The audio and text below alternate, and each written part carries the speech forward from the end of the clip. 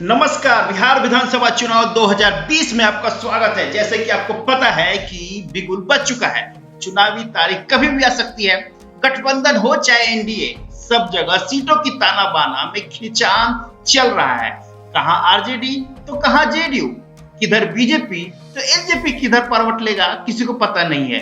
खुशवाहा साहब का क्या होने वाला है? वीआईपी पार्टी जो अपनी नाव लेके निकल चुके हैं, क्या किसी करवट बैठ पाएंगे?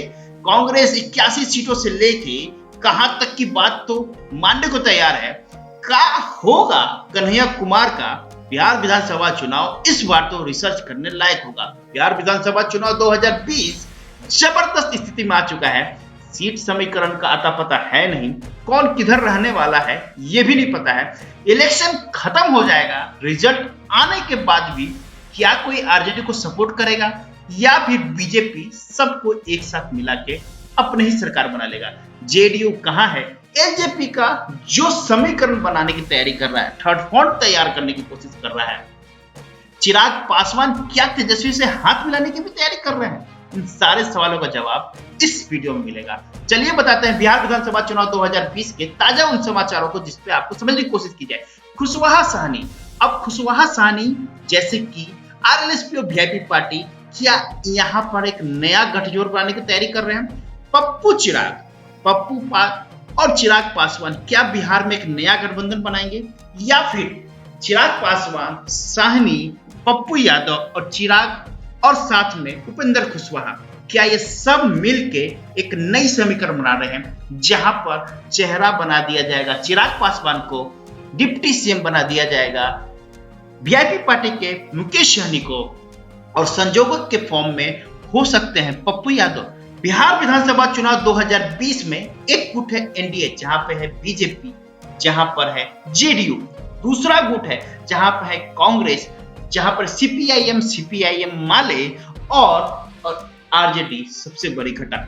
तो तीसरा समीकरण बनते हुए नजर आ रहा है। मुकेश सहनी, खुशवाहा की, पप्पू यादव और चिराग पासवान सब मिलके अलग से चेहरे की जुगाड़ में लगे हैं, जहां पर त्रिकोणीय मुकाबला हो बिहार विधानसभा चुनाव 2020 में।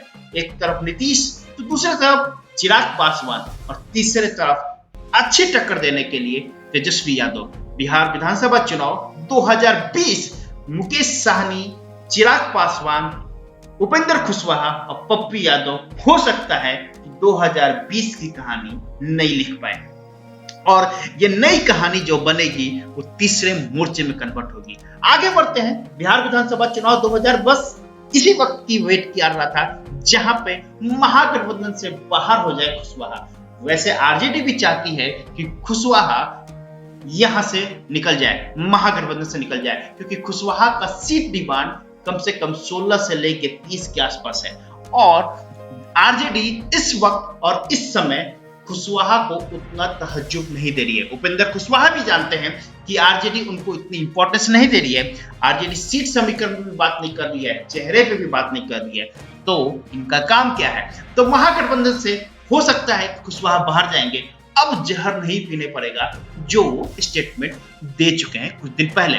आरजेडी भी चाहती है कि खुशवाहा जल्दी निकले ताकि कांग्रेस, सीपीआईएम माले और आरजेडी के बीच में इस सीटों का समीकरण बना रह जाए और अपनी पहचान के लिए मैक्सिमम सीटों पर चुनाव लड़ सके।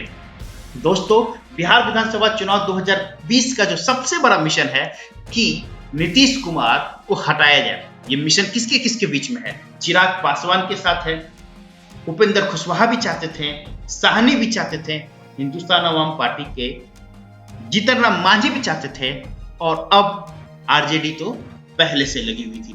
लेकिन जैसे जैसे चुनाव नजदीक आ रहा है, वैसे से सीएम नीतीश कुछ नए पत्तों को खोल रहे हैं, जिसमें से सबसे पहले थे हिंदुस्तान अवाम पार्टी के मांझी को ज्वाइन करवाया अपने साथ।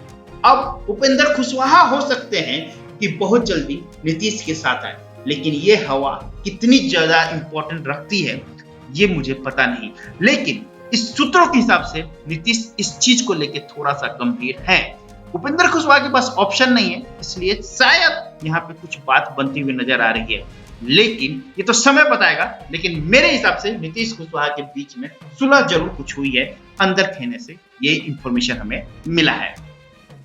बिहार विधानसभा चुनाव में कन्हैया चुनाव लड़ने वाले थे, लेकिन बेगूसराय से जो बातें हुई थी और जिस हिसाब से ये कंडीशन बना था कि बेगूसराय 2019 लोकसभा चुनाव हारे थे, उसके बाद कन्हैया कुमार ये काफी अटकलें लग रही थी कि बिहार विधानसभा चुनाव 2020 लड़ेंगे और सीपीआई माले के टिकट से लड़ेंगे। लेकिन कन्हैया कुमार ने एक टीवी चैनल में ये बता दिया है कि वो बिहार विधानसभा चुनाव 2020 नहीं लड़ने वाले हैं। तो साफ साफ ये क्लियर है कि इस वक्त बिहार विधानसभा चुनाव 2020 में बड़ा चेहरा तेजस्वी, नीतीश और चिराग के बीच में ही रह गया है। दोस्तों, हम ये मानते हैं कि बिहार विधानसभा चुनाव में यदि आरजेडी आरएलएसपी और उपेंद्र कुशवाहा को अपने साथ रखती है तो बहुत ज्यादा फायदा नहीं होता है, और यहाँ पे वो नजर भी आ रहा है और आरजेडी इस बात को समझती है। कम से कम उपेंद्र कुशवाहा से तो एकदम फायदा नहीं होने वाला है।